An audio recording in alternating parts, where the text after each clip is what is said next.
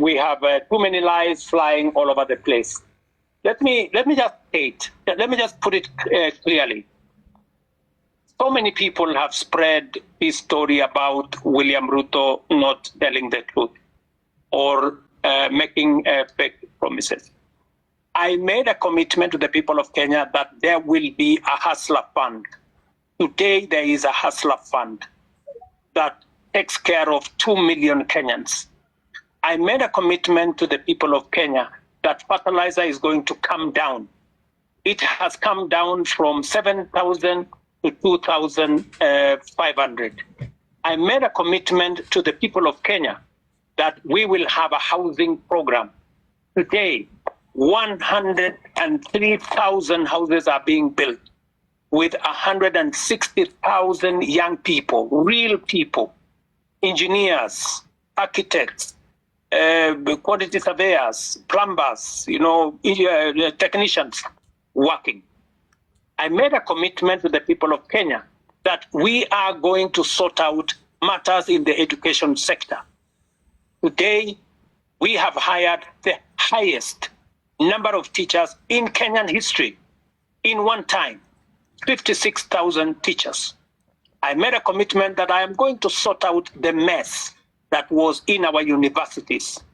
Today, ask any vice chancellor. With our new funding model, we have sorted out the challenge that was there in our universities. Today, lecturers are being paid. No university today is about to close down. When I came into office, most universities were teetering on being closed because of debts. I made a commitment to the people of Kenya that I am going to implement universal health coverage. Today, as I talk to you, we have 100,000 community health promoters in every village in Kenya that I pay, that I have equipped to begin the journey towards universal health coverage. As I talk to you today, there are 4 pieces of legislation that we have implemented, that we have enacted to actualize universal health coverage. I can go on, and I can tell you, every commitment that I made, I said I am going to appoint the judges that were not there, I did. I said I'm going to operationalize the fund for the police, independent police, I did. I said I am going to enhance the budget of the judiciary, I did. When people want to conveniently say a few things that propagate a certain narrative, it is easy. But let me leave that there. Let me go back to your Mosop Kurgung story. I want to tell you, my good brother, we have stalled roads in Kenya. In fact, the budget, the debt we have on roads is 910 billion. Because we rolled out a program that we didn't have money to do.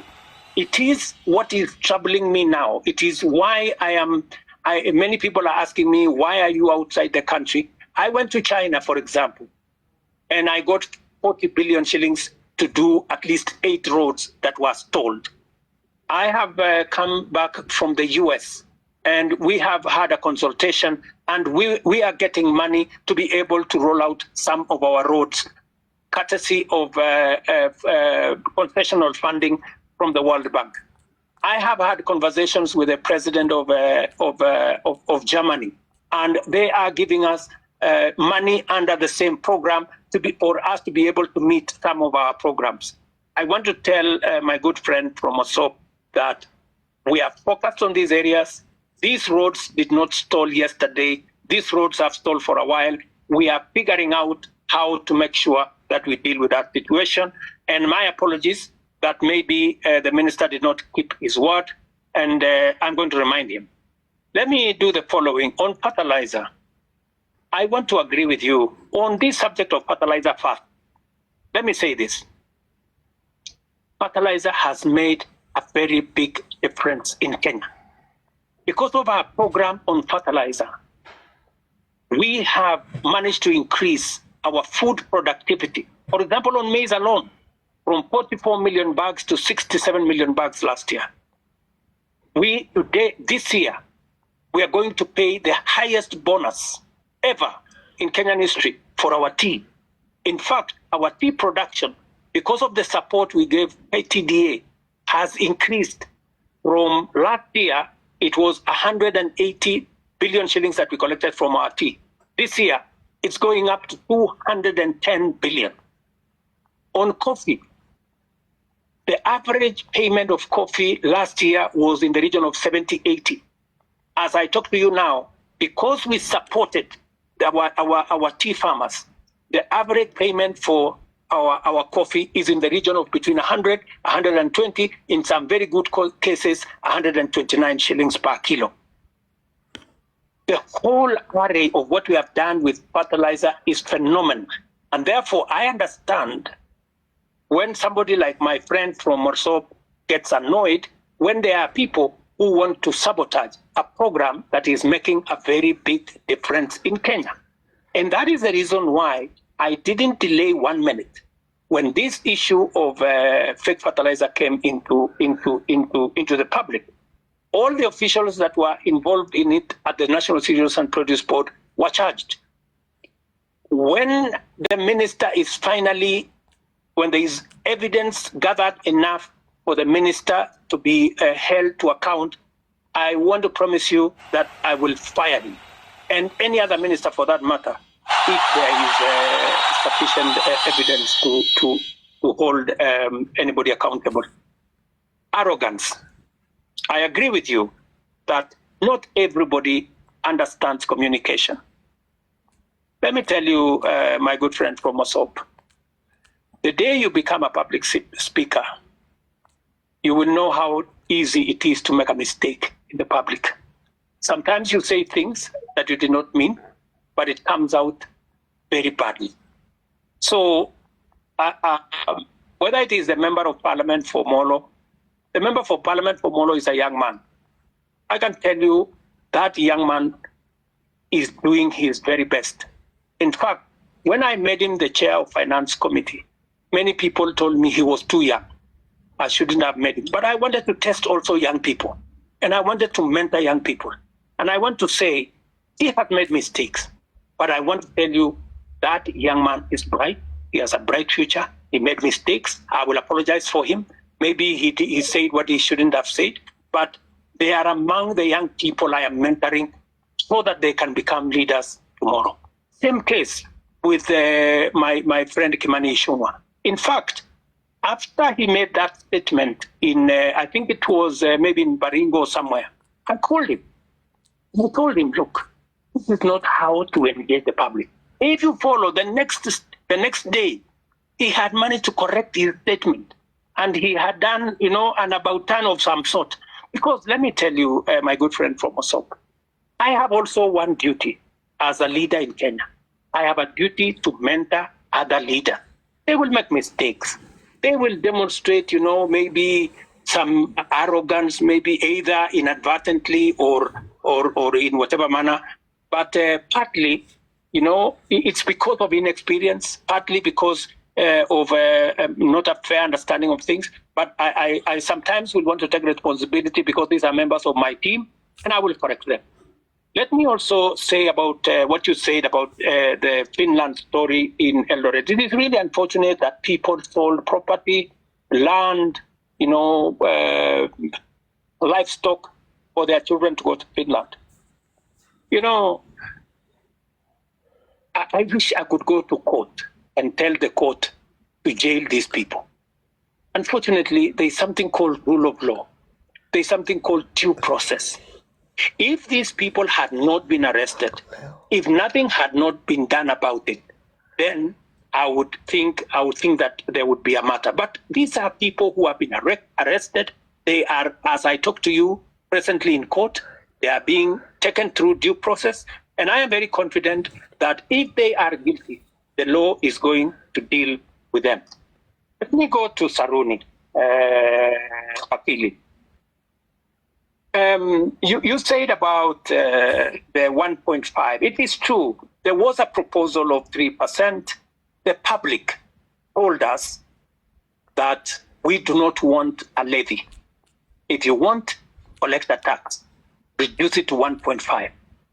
So both reduction to 1.5 and changing to a tax was actually coming from public participation. This is what the public says. If the public are going to make a different suggestion going forward, we will respect what the public will have said going into the future. Am I still audible? Are you there? Yes. Yes. Let me say this. I agree with you, my friend, that I said that I would have an advisor in my office for young people. But maybe I did something different. I gave many young people. If you go to parliament, if you look at the leader of Senate, if you look at the leader of many committees in parliament, I made young people. If you look at my deputy comptroller of State House, these are young people. I decided to have more more principal secretaries. If you look at the profile of my principal secretaries, you have people in their 30s, many of them serving in substantive positions. In fact, many people were asking me whether these girls, some of them look like they are, or these boys, whether they can be principal secretaries. And I'm very proud of them. They are doing a wonderful job. But that is something I will consider, Saruni, that as way of keeping a promise, I think that is something I need to consider. And thank you very much for your feedback. Let me also say on the matter of the law that is bringing problems to 6,000 diploma law students who, because of a law in 2014, I will take it up with the AG. Ordinarily, professional organizations like the legal fraternity are normally regulated by professional bodies like the LSK and all the others. If we get a recommendation from the LSK to the Attorney General, I will be able to facilitate and make sure that we don't enfranchise 6,000 people in Kenya who have undergone training and who need to practice law in the way they want to do. I agree with you that there has been a problem with the Kenya Youth Council. We need to deal with it. And I have told Ababu Namwamba, my minister for young people, to look at whether we have the right forum. The problem with the Youth Council, it has always looked like it is a government agency. We want to make sure that it doesn't look like a government corporation or a government agency. We want it to be a young people's organization in a way that government influence and government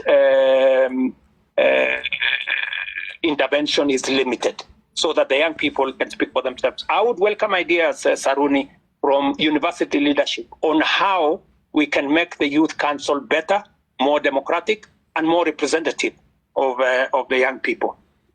I couldn't agree with you more on this branding issue. I see faces of people all over the place on government projects that have been done. And I think it is meant to look like they did it with their own money. I agree with you that this branding, if it costs public money, it should stop. And it is feedback that I am going to take in to see to it that no public money is used to paint people's photo on government projects. Let me answer ex-councillor. I'm told he's ex-councillor, but he's also a doctor. This is good. I didn't know that an ex-councillor, a doctor can be an ex-councillor, but that is good. He has asked me about the NHIF and the transition to SHIF.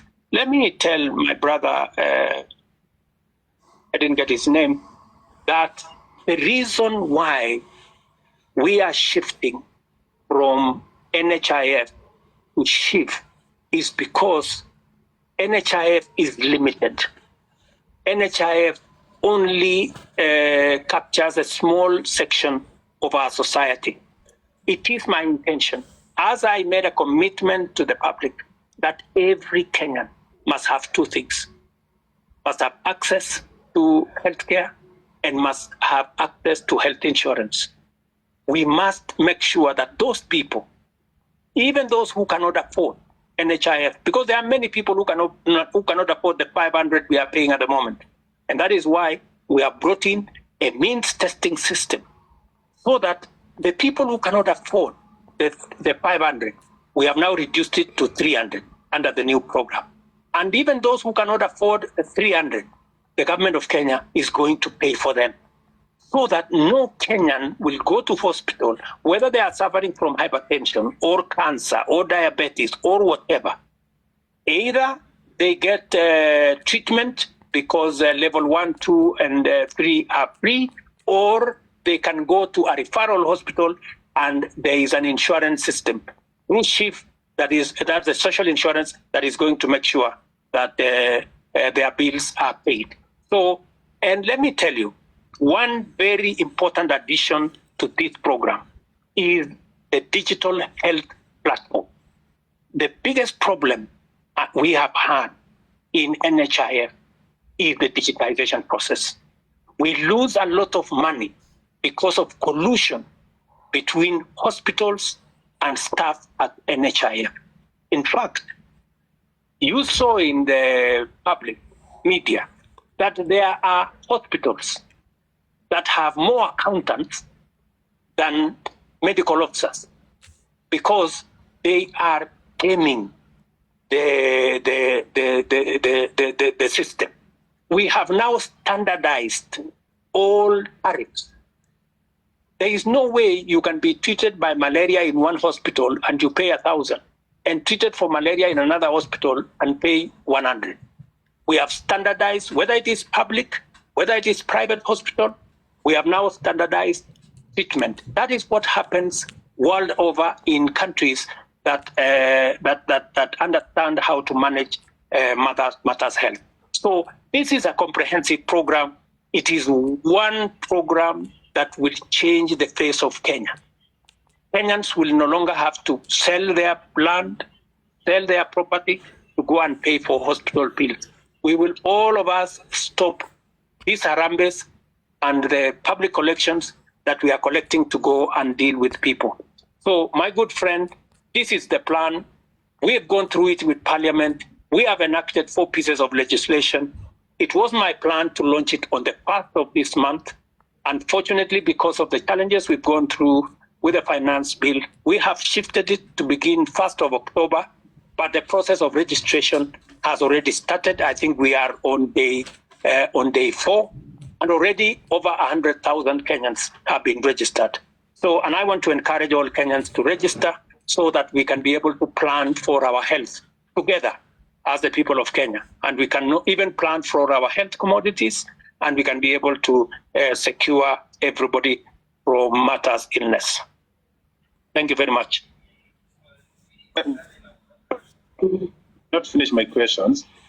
So as I continue, I know, but my main point was corruption, whether it's an NHIF or SHIF. I told you 300 million paid to fake claims, around 9 million today early in the morning. Will this stop in the new system? Is that since you came into power now 2 years ago, the only thing you keep mentioning is the price of unga going down and the housing project, which we do know very well will not be occupied with the common mwananchi like me. So we only have another project that you can always tell us. The things you promise, a lot of things, from police killings, that things are happening. Which one are you going to address other than the 2 of price of unga and housing? Now, in the police thing, there's somebody, as someone has told you, you have not addressed, or someone was asking, there's a police that killed somebody, is believed to have killed the first Rex, the first death of the protests. Still roaming. Yesterday, the other day, was seen in a video shooting directly to a crowd. I didn't see the end of the bullets. I cannot tell the crowd to a wall. What is happening to this? When are these people getting arrested? What is DCI doing about them?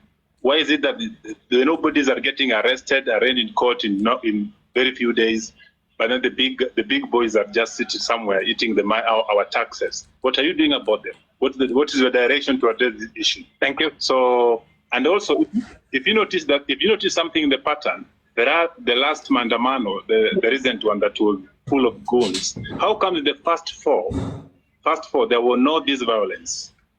But then there is the last one, with coffin in town and police entertaining these people dropping the coffin from the lorry, as well as seen packing them back in the lorry in the evening. It's clear that somebody was behind this and the police could not touch the very people that were doing this. But when it was another person with a phone and a bottle of water, they get shot, they get tear gassed. What is happening? Why do you speak A and do C?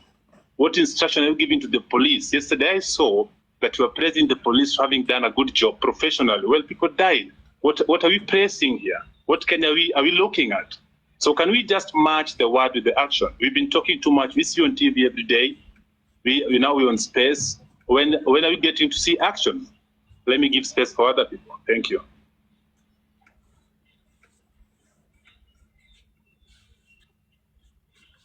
Also, Mr. President, have you tried to reach the families of those who were shot dead by the police or injured by the police?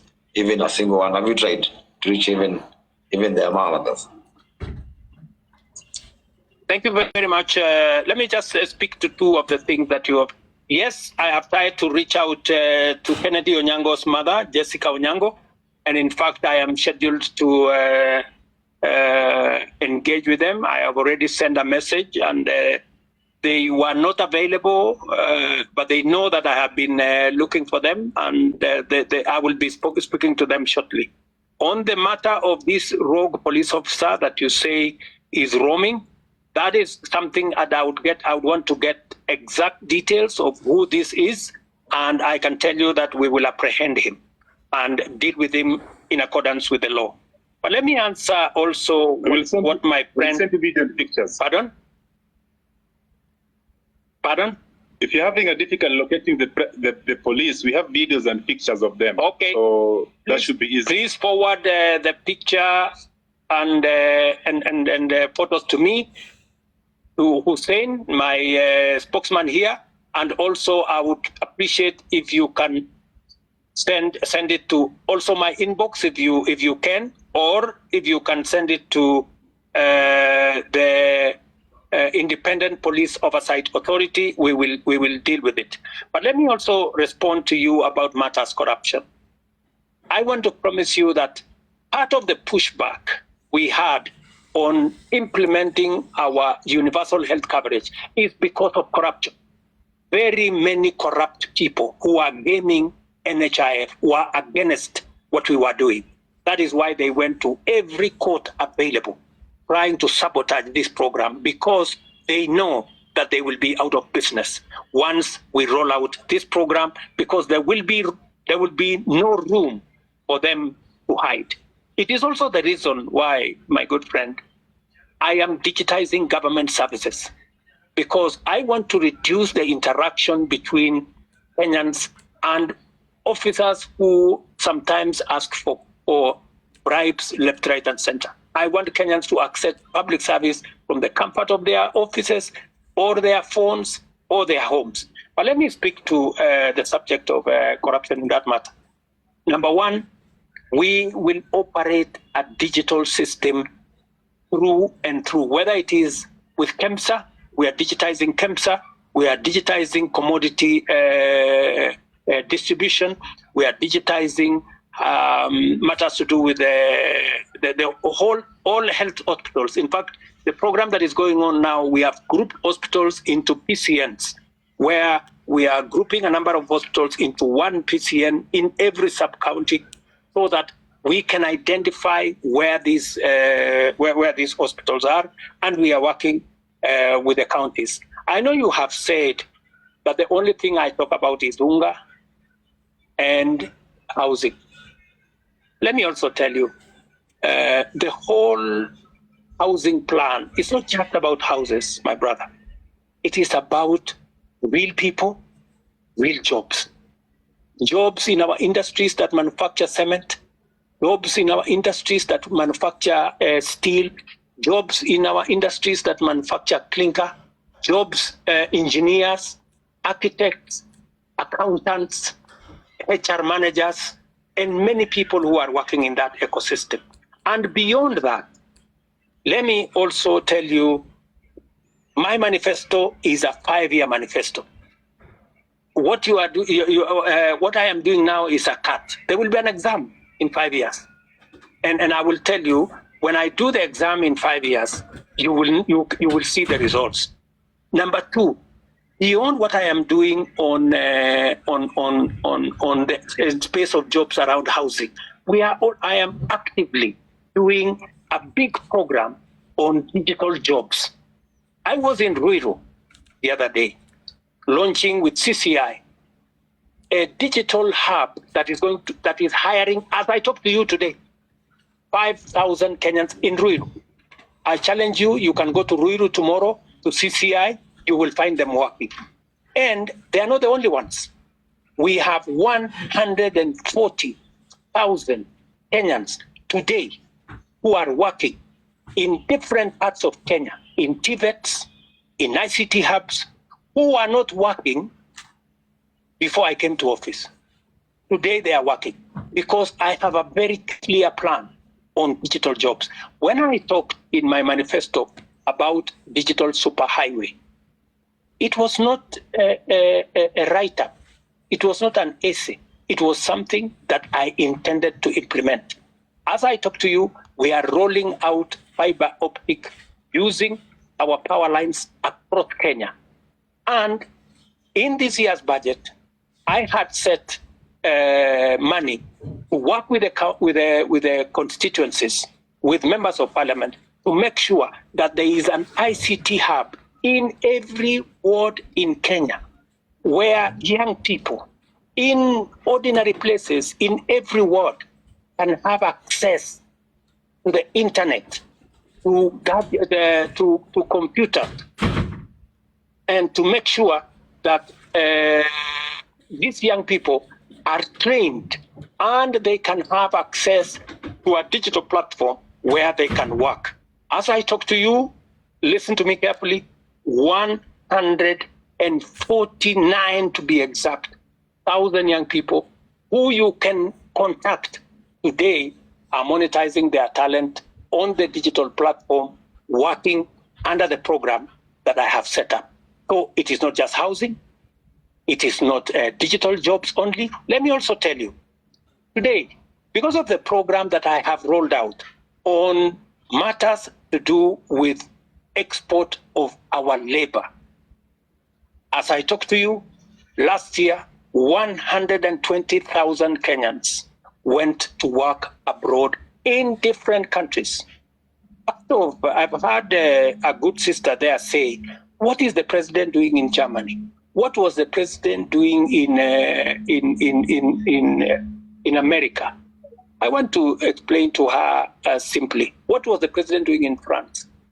We are signing 19 new bilateral labor agreements that will give an opportunity for Kenyans who want to work abroad, an opportunity to export their talent. I'm talking about engineers, I'm talking about accountants, I'm talking about HR managers, I'm talking about workers in different fields who want to go abroad.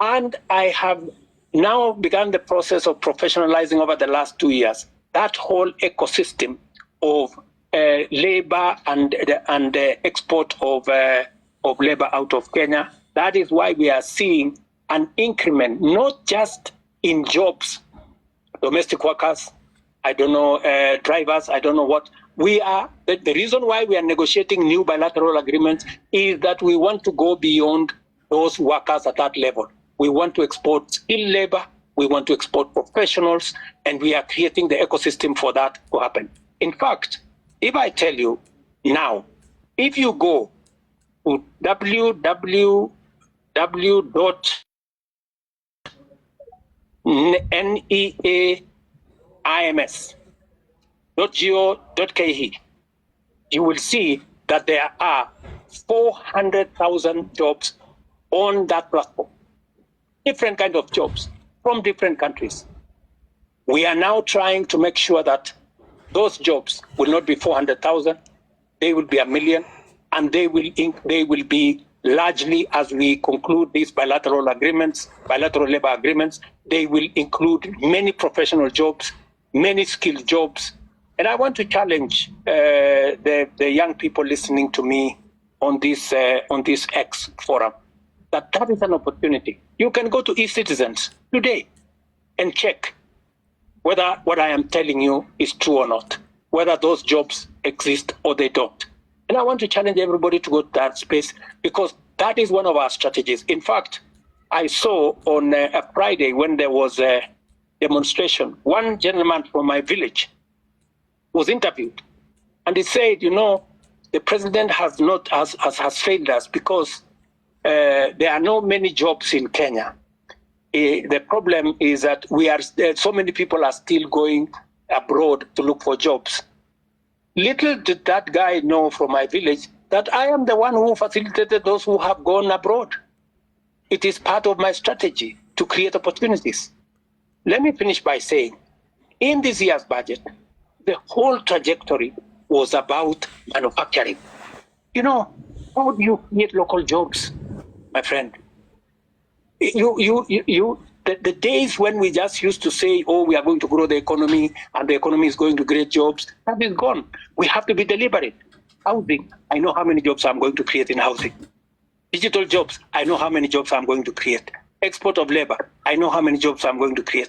Now, what I had done in this year's budget is to put a mechanism where we promote our own manufacturing, local manufacturing, using local materials, hiring local labor and local professionals, and creating local wealth. There is absolutely absolutely no way we are going to grow jobs in Kenya by making Kenya a supermarket for other countries, by making Kenya an importer of everything.